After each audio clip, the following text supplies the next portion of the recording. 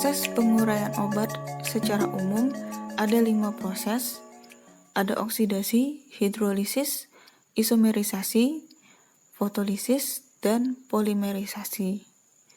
Jadi kelima proses ini pada satu jenis molekul obat bisa terjadi tidak hanya satu proses atau lebih dari satu proses. Misalkan oksidasi dengan hidrolisis atau oksidasi dengan isomerisasi, atau bisa jadi oksidasi, hidrolisis, dan isomerisasi. Jadi proses penguraian obat ini di setiap molekul obat itu mengalami proses yang berbeda, jadi tidak bisa disamakan. Dan ini tidak dapat dihindari, tetapi dapat dikendalikan. Ini adalah sifat secara alamiah dari molekul obat tersebut. Jadi dari molekulnya ternyata sangat sensitif terhadap air atau sangat sensitif terhadap cahaya. Nah, caranya bagaimana? Maka kita akan mengendalikan bagaimana caranya supaya obat tersebut tidak terurai atau terdegradasi jika mengalami kondisi-kondisi tertentu tersebut. Proses yang pertama adalah proses oksidasi. Jadi oksidasi itu berarti melepasnya elektron dari suatu molekul oleh adanya molekul lain atau adanya radiasi biasanya. Nah, untuk oksidasi ini biasanya dipengaruhi oleh cahaya atau radiasi, kemudian juga dipengaruhi oleh udara di sekitar. Jadi dibayangkan kalau di sekitar kita, udara di sekitar kita itu memiliki banyak atom. Ada yang reaktif, ada yang tidak, jadi tergantung atomnya. Untuk proses oksidasi ini terjadi melalui dua mekanisme. Ada mekanisme secara autooksidasi, jadi autooksidasi itu berarti interaksi antara oksigen yang ada di udara dengan asam lemak tak jenuh. Nah, ini menyebabkan asam lemak tak jenuh ini melepaskan radikal bebas. Jadi melepaskan atom yang bebas. Nah, kalau di dalam tubuh radikal bebas ini akan sangat berbahaya karena radikal bebas ini dapat mengikat atom-atom lainnya. Nah, ini akan mempengaruhi keseimbangan atau homeostasis dari dalam tubuh. Kemudian adanya reaksi oksidasi yang terjadi karena kehilangan elektron tanpa penambahan oksigen. Jadi dalam satu bentuk molekul atau dari satu zat aktif itu akan berubah menjadi lebih reaktif. Nah, ini akan mempengaruhi bagaimana proses untuk menimbulkan efek terapinya. Nah, ini contoh-contoh dari radikal bebas yang paling sering atau yang paling gampang terbentuk, yaitu hidroksil bebas dari OH, kemudian ada molekul O2. Jadi OH ini akan lebih reaktif karena memiliki muatan yang bisa berinteraksi dengan atom-atom di sekitarnya. Kemudian O2. Nah, O2 ini biasanya akan membentuk radikal bebas menjadi satu atom O. Nah, ini sangat berbahaya karena radikal ini cenderung menarik elektron dari senyawa lain. Nah, ini yang dimaksud dari bahayanya radikal bebas ini, karena elektron dari radikal bebas ini akan mengikat senyawa yang ada di sekitarnya.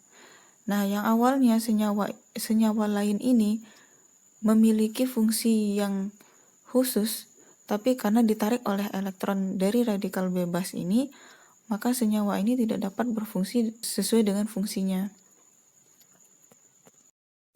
Ini tahapan dari oksidasi, yaitu melalui fase inisiasi, propagasi, dan terminasi. Jadi yang tahap inisiasi berarti terjadinya pemisahan, misalkan pada R ini bisa karboksil, RH, nah H-nya terlepas jadi H+. Jadi adanya pelepasan elektron. Kemudian tahapan propagasi berarti R ini akan membentuk radikal bebas karena tidak stabil lagi karena hanya sudah terlepas.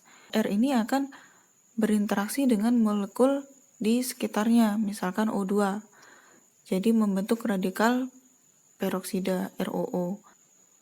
Kemudian ROO ini akan berinteraksi lagi dengan sesamanya di bentuk awalnya tadi, ROO plus RH, membentuk hidroperoksida plus R. Kemudian adanya tahapan terminasi.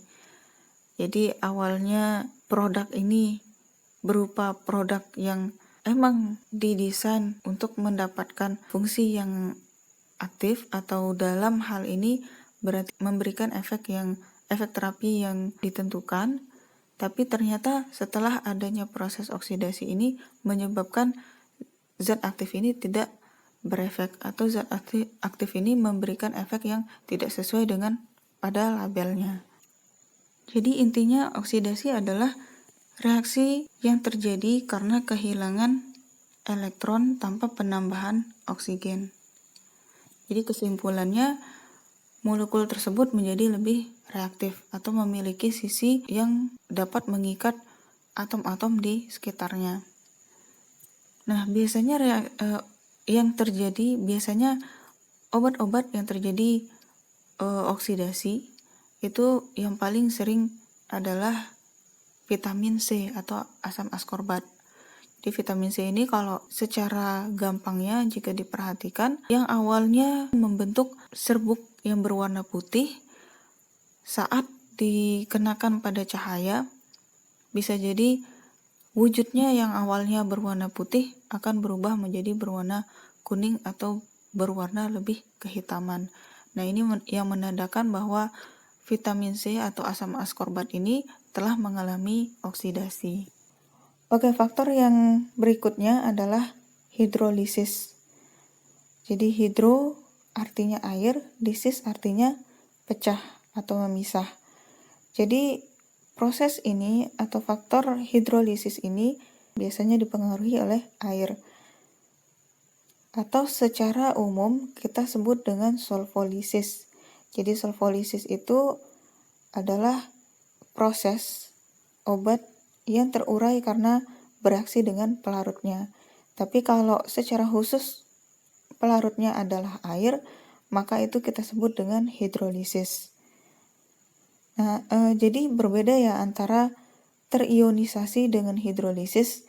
Nah, kalau terionisasi berarti kita harapkan, karena kalau mengalami ionisasi berarti obat tersebut dapat larut dalam air atau larut dalam pelarutnya. Nah, kalau hidrolisis ini hampir mirip dengan terionisasi, tapi hidrolisis ini akibatnya akan zat aktif itu akan berubah menjadi zat yang lain. Misalkan zat A kemudian terhidrolisis menjadi zat B. Nah, ini yang sangat dihindari. Kalau secara kimianya berarti hidrolisis ini melibatkan interaksi obat dengan pelarut nukleofilik. Jadi maksudnya adalah inti dari molekul tersebut itu berinteraksi dengan hidrogen atau ion hidroksida yang ada pada air. Nah, ini yang menyebabkan molekul tersebut akan membentuk molekul yang lain atau produk yang lain. Nah, kalau sudah membentuk produk yang lain, maka efek terapi yang diinginkan tidak akan tercapai. Yang selanjutnya adalah isomerisasi. Pada proses ini adalah satu molekul zat aktif atau satu molekul suatu obat dengan berat molekul yang sama itu berubah bentuk. Jadi strukturnya yang berubah. Mungkin pada gugus fungsinya akan berpindah tempat. Misalkan pada cis menjadi tran, dan ini akan mempengaruhi efek terapi dari obat tersebut. Bisa jadi menjadi toksik atau efek terapinya menjadi menurun. Nah, salah satu contohnya adalah struktur dari satu obat di mana yang awalnya membentuk struktur seperti yang awal, dan ternyata kemudian membentuk struktur yang berubah, tetapi berat molekulnya sama. Nah, yang berubah apa? Pada sisi gugus fungsinya. Nah, di sini ada benzen yang berpindah tempat atau tertukar dengan H yang ada pada di bawah struktur tersebut.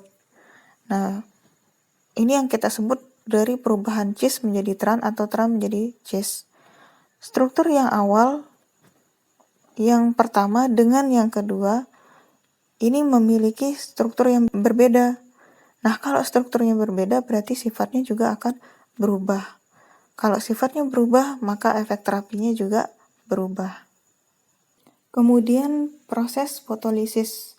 Foto maksudnya adalah cahaya, lisis berarti terpecah atau terpisah. Jadi proses ini diakibatkan oleh faktor cahaya, di mana molekul obat tersebut akan lisis atau akan terpisah atau berubah bentuk karena adanya radiasi dari sinar. Jadi untuk fotolisis terjadi penguraian fotokimia secara primer, ada juga secara sekunder. Kemudian yang terakhir adalah polimerisasi. Polimerisasi ini berarti adanya interaksi di dalam satu sediaan yang mengakibatkan interaksi tersebut membentuk suatu molekul obat yang menjadi molekul lebih kompleks. Dan ini akan sangat mempengaruhi bukan hanya pada aktivitas biologisnya, tetapi juga pada penghantarannya. Jadi kalau penghantarannya terhambat, maka bioavailabilitasnya juga akan menurun. Nah, jadi dipastikan dalam suatu produk tersebut, apalagi pada produk yang memiliki zat aktif yang lebih dari satu, maka dilihat dulu interaksinya. Jadi zat aktif yang pertama dengan yang kedua tidak boleh ada interaksi yang sama. Tidak boleh ada interaksi antar keduanya atau zat aktif tersebut tidak boleh berinteraksi dengan excipientnya. Jadi ini menyebabkan membentuk molekul kompleks. Nah, ini adalah gambaran untuk menentukan waktu kadaluarsa tadi. Jadi sebenarnya pada semua molekul, bukan hanya pada molekul obat, tetapi pada khususnya pada molekul obat, ini pasti akan terjadi pada kadar obat tersebut.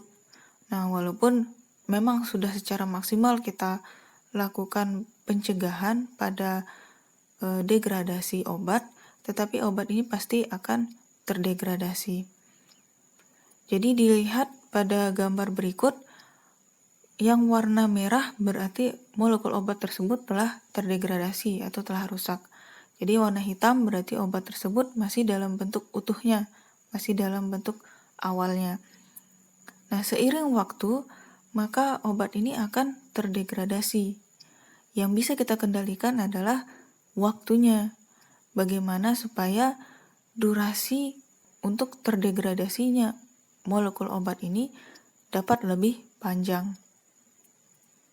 Nah, ada banyak cara, misalkan kita ketahui dahulu bagaimana proses degradasi pada masing-masing molekul obat tersebut, apakah membentuk isomerisasi atau proses oksidasi atau proses hidrolisis, kemudian kita kendalikan dengan cara mungkin kita bisa menambahkan suatu antioksidan, kemudian bisa pada wadahnya kita desain dengan wadah yang memiliki gas inert.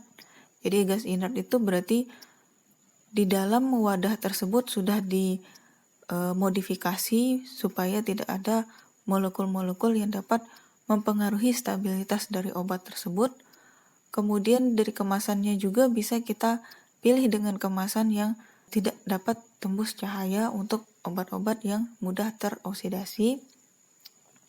Kemudian kalau obat-obat tersebut dapat berinteraksi membentuk polimerisasi, maka bisa kita ganti komponen di dalamnya dengan komponen yang tidak berinteraksi dengan zat aktifnya. Nah, jadi ada banyak cara. Walaupun hal ini tidak dapat kita hindari, tapi kita bisa memperpanjang usia gunanya atau memperpanjang masa kadaluarsanya.